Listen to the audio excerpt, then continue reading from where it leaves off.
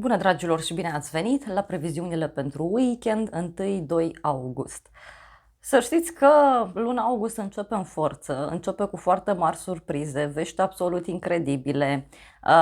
Ziua de sâmbătă, uite, de dimineață avem quadratura lună-Uranus. Și mai mult decât atât, ziua de sâmbătă fiind ziua lui Saturn, Saturn e prin Berbec, când Mers apare în retrograde și ne mai putem trezi cu tot felul de vești ciudate. Poate de la lideri, poate știu eu tendințe care apar, reacții pe care le putem avea și, de ce nu, poate să fie și o zi de sâmbătă cu o intervenție divină. Da? Chiar și așa, uite, tarot numerologic, suntem în soarele și magicianul, dar energia generală pentru luna august, vă spuneam eu că este arcana majoră luna, da? Se cam stinge lumina în august și nu prea înțelegem totul foarte clar.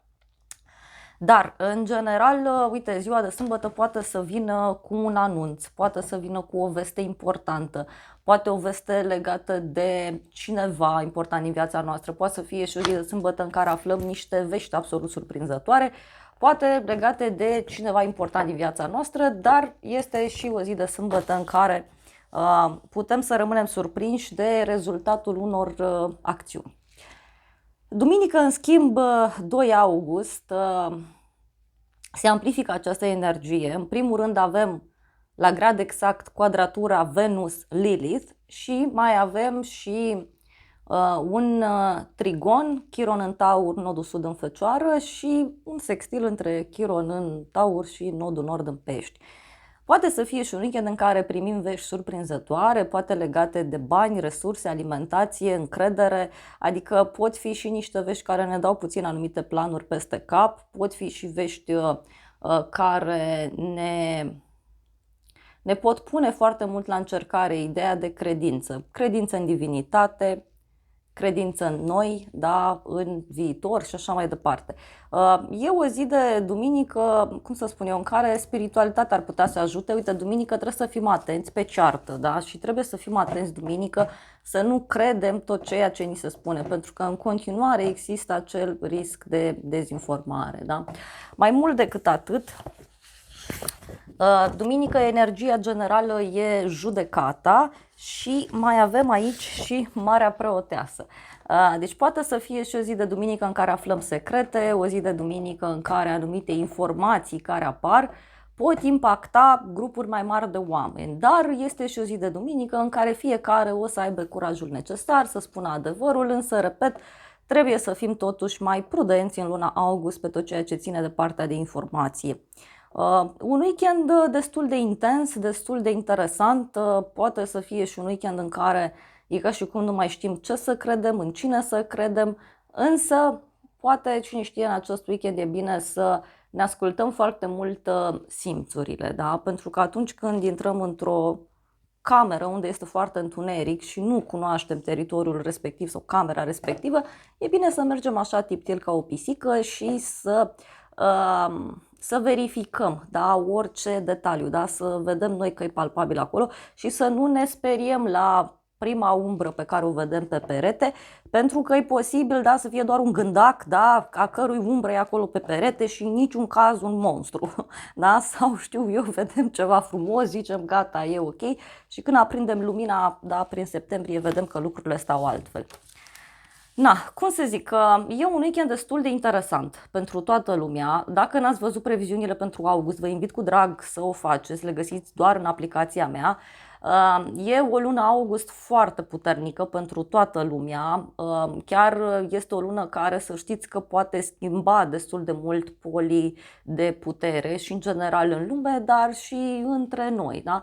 Persoane care poate au fost sus, acum pot cădea și la fel persoane care erau jos sau sunt jos, acum se pot ridica. Chiar și așa, uite, v-aș recomanda în august să fiți puțin atenți și pe partea de înșelăciuni, pentru că există o predispoziție spre așa ceva. Hai să vedem și câteva mesaje din acest oracol și apoi vă invit pe fiecare să intrați în aplicația mea, Cristina Zurba Tarot and Astrology, și vedeți acolo ce se întâmplă pentru semnul vostru zodiacal, pentru că e o lună august foarte, foarte intensă și puteți să vedeți ce se întâmplă și în acest weekend. Ei, uite, din oracol avem așa: avem mărul, tentația care te va testa, apoi avem hamacul, a-ți lua o vacanță fizică sau mentală, iar apoi avem așa muntele, schimbări majore peste care vei trece.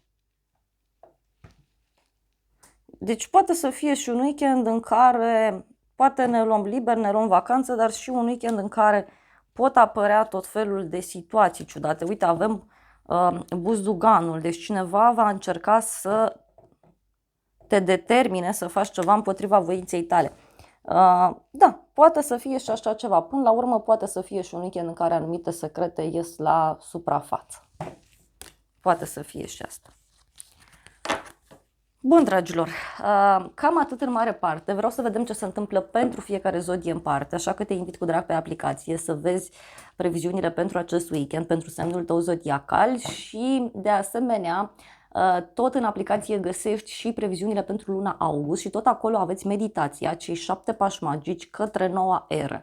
Este o meditație prin care vă aliniați cu energia noii ere. Da? După acea meditație, vibrația crește, frecvența crește și atunci vedeți lucrurile mult mai clar, doar că ea se face 7 zile la rând sau 7 săptămâni la rând, o dată pe săptămână. Și tot acolo aveți acel mini curs de tarot-numerologie în care vorbesc pentru fiecare arcană de destin, că fiecare om e o carte de tarot, și în care vorbesc pentru fiecare carte despre darurile cu care omul respectiv vine, care e lumina, care e umbra, care sunt lecțiile și după ce terminăm total cu previziunile pentru august, o să mă apuc de înregistrat și pentru fiecare arcană pe domenii de viață, vreo 20 de minute de arcană, deci va fi multe informații. Așa că te invit pe aplicație pentru că acolo sunt multe lucruri. Bun, hai să vedem așadar ce se întâmplă pentru fiecare zodie. Eu vă doresc un weekend plăcut și vă aștept pe aplicație.